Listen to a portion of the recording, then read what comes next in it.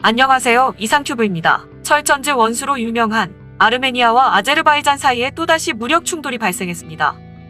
AP와 로이터, 타스통신 등 외신에 따르면 니콜 파시냔 아르메니아 총리는 27일 오전 페이스북을 통해 아제르바이잔군이 아르차흐 지역의 민간인 정착촌에 공격을 가했다고 밝혔습니다. 이후 아르메니아 국방부는 공격에 대한 보복으로 아제르바이잔군 헬기 2대와 드론 3대를 격추했다고 발표했으며 아제르바이잔 전차를 격파했다고 주장하는 영상을 공개했습니다. 그러나 아제르바이잔 국방부는 이날 아르메니아 쪽이 먼저 나고르노카라바흐와 가까운 자국 영토 내 군기지와 주거지역에 대규모 도발 행위를 벌였다고 발표했습니다. 아르메니아의 도발로 민간인이 사망하고 민간시설에 심각한 피해가 발생해 자국민 보호를 위한 보복 조처를 실시했다는 것이 아제르바이잔 측 주장입니다. 아제르바이잔은 나고르노카라바흐에 7개 마을을 장악했다고 밝혔으나 나고르노카라바흐를 통치하는 아르차흐 공화국은 이를 부인했습니다. 아르차흐 공화국은 계엄령을 선포하고 성인 남성을 대상으로 동원령을 선포했습니다. 아르메니아와 아제르바이잔은 나고르노카라바흐 지역을 두고 88년부터 갈등을 겪고 있으며 1992년에서 1994년까지 전쟁을 치렀습니다. 옛 소련 시절 나고르노카라바흐는 아르메니아계 주민이 다수인 아제르바이잔 영토였습니다. 소련이 붕괴하기 직전 나고르노카라바흐는 향후 독립공화국을 설립한 뒤 궁극적으로는 아르메니아와 통합하겠다고 선포했습니다.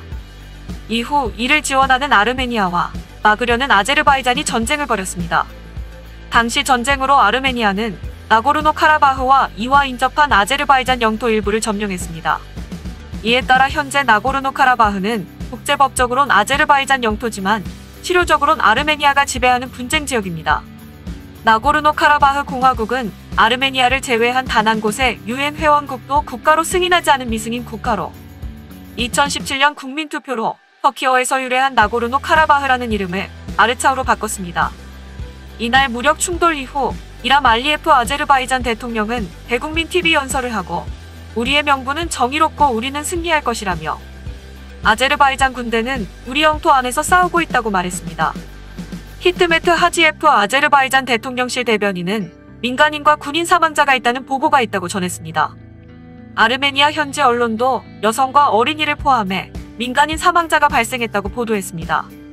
아르메니아는 아제르바이잔군이 나고르노카라바흐의 수도인 스테파나케르트를 포함해 민간인을 공격했다며 이례적 대응을 천명했습니다. 파시냔 아르메니아 총리는 우리는 아제르바이잔의 침략으로부터 모국을 지키기 위해 군과 함께할 것이라며 우리의 신성한 조국을 지킬 준비를 하라고 말했습니다. 구소련 국가 간 무력 충돌에 러시아는 양측의 자제를 촉구하고 나섰습니다. 러시아 외무부는 양측은 즉시 사격을 멈추고 사태를 안정화하기 위한 대화에 착수해야 한다고 강조했습니다. 프랑스도 양측의 적대 행위를 중단하고 즉시 대화를 재개하라고 촉구했습니다. 프란치스코 교황은 아제르바이잔과 아르메니아의 평화를 위해 기도하겠다며 양측이 협상을 통해 이견을 해소해달라고 호소했습니다. 반면 같은 튀르크계 국가인 아제르바이잔을 지원해온 터키는 아르메니아를 비난하고 나섰습니다. 이브라임 칼렌 터키 대통령실 대변인은 우리는 아제르바이잔에 대한 아르메니아의 공격을 크게 우려하고 있다며 아르메니아가 민간인을 공격해 휴전을 깨뜨렸다고 주장했습니다. 이처럼 개전 초기부터 터키는 아제르바이잔과 아르메니아의 군사 충돌에 크게 관여하고 있습니다. 터키가 아제르바이잔과 아르메니아의 군사 충돌에 관여하고 있다는 말은 아르메니아에서 먼저 나왔습니다.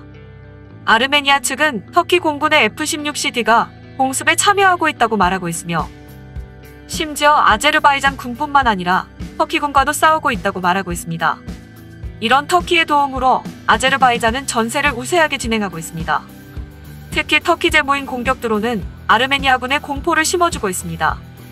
아제르바이잔은 시리아 내전과 리비아 내전에서 맹활약한 터키제 무인 항공기 바이락타르 TB를 구입한 것으로 알려져 있으며 이 UAV는 8,000m 이상의 고도로 비행하여 열 광학 카메라로 적을 포착한 뒤 적 근거리 방공 시스템 사정권 밖에서 정밀 유도 무기로 공격해오기 때문에 매우 성가신 존재입니다.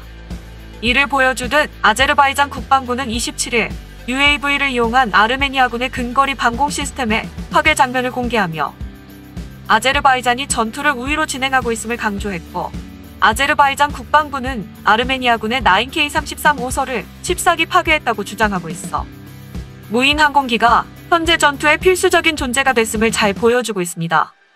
하지만 전황 추이나 언론 전략 등이 워낙 솜씨가 좋자 누군가 꾸며낸 것이 아닌가라는 의혹도 제기되고 있습니다. 오히려 아르메니아군이 도발적 공격을 해와 반격을 가했다는 아제르바이잔 측의 설명은 설득력을 잃고 있으며 터키가 지원하고 용이 주도하게 짜인 작전이라는 주장이 더 힘을 얻고 있습니다. 이를 뒷받침하는 근거는 계속해서 나오고 있습니다. 런던에 근거지를 둔 비정부기구인 시리아 인권감시단은 매우 믿을만한 정보를 바탕으로 터키가 지원하는 시리아인 용병그룹이 아제르바이잔의 수도 바쿠에 도착했다고 보고했으며 이는 지난주 인터넷에 공개된 음성 데이터 내용에 옳았음을 보여주고 있습니다. 이 음성 데이터에는 터키가 지원하는 자유시리아 군병 4천여 명이 27일에서 30일까지 아제르바이잔에 입성한다는 내용이었습니다. 이어 러시아 스푸트니크 기자는 아제르바이잔의 정보원으로부터 입수한 영상을 트위터에 올렸으며 이 영상은 자유시리아군 병사들이 나고르노카라바흐 지역으로 향하고 있는 것이라고 설명했습니다. 러시아 매체 인테르팍스 통신은 아르메니아 국방부로부터의 정보를 토대로 나고르노카라바흐 지역 싸움에 해외 용병이나 터키제 무기를 포함한 터키의 개입이 확인됐다고 보도했습니다. 아르메니아의 니콜 파시냔 총리는 국제사회의 아제르바이잔과의 분쟁에 터키가 간섭하는 것을 막아달라고 요청 중입니다. 이러한 정황으로 볼 때 터키가 이번 분쟁에 적극적으로 관여하고 있는 것은 틀림없습니다. 그렇다면 왜 터키는 아제르바이잔의 등을 밀어 군사 충돌을 이 시기에 발생시켰을까요? 한 가지 가능한 시나리오는 터키에 대한 유럽의 비판을 분산 또는 견제하기 위한 것으로 풀이될 수 있습니다. 이유는 최근 리비아에 대한 무기 금수 조치를 위반했다며 터키 기업에 대한 제재를 결정했고 또한 동지 중의 문제와 관련해 키프로스와 프랑스가 터키에 대한 경제 제재를 주장하는 등 터키에 대한 관심이 높아지자 좀 더 긴급한 상황을 만들어 이후의 관심을 다른 곳으로 돌려 하고 있는 것입니다. 더욱이 이 지역은 아제르바이잔과 카자흐스탄의 원유 및 천연가스를 유럽으로 수송하는 송유관이 통과하고 있습니다. 이 송유관은 카자흐스탄에서 시작해 카스피해를 건너 아제르바이잔을 거치고 그루지아를 지나 터키와 유럽을 통과하고 있습니다.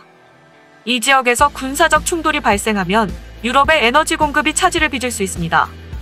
요컨대 터키는 시리아 난민이나 리비아 난민과 마찬가지로 아제르바이잔과 아르메니아의 분쟁을 이용하여 유럽을 위협할 소재로 삼을 생각인지도 모릅니다. 앞으로 유럽은 아제르바이잔과 아르메니아 분쟁에 어떻게 대응할 것인지가 주목되며 또한 유럽의 골칫거리로 떠오르고 있는 터키에 유럽이 굴복할 것인지 아니면 의연한 대응을 해나갈지 주목됩니다. 이상 마치겠습니다. 시청해주셔서 고맙습니다. 이상튜브였습니다.